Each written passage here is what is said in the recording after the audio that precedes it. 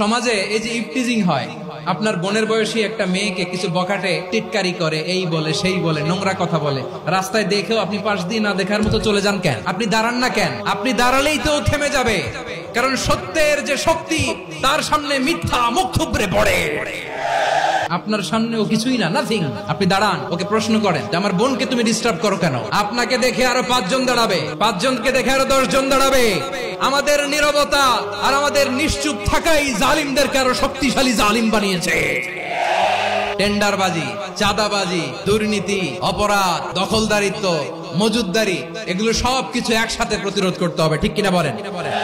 এই যে নতুন বাংলাদেশের এক সুযোগ এসেছে, আর জীবনে হয়তো আসবে। আসুন দেশটাকে আমরা সাজাই, আসুন আমরা এক দল আরেক দলকে নিশ্চিহ্ন করার যে রাজনীতি, এটা বন্ধ করি। সব দলের প্রতি আমার আহ্বান, আল্লাহর শপথ নিয়ে বলি, এই নাসিহাত গুলো সবার জন্য, সব দলের জন্য, সব মতের মানুষের জন্য। আমরা কোন দলের প্রতি মানুষকে ডাকি না, আমরা ডাকি ইসলামের দিকে।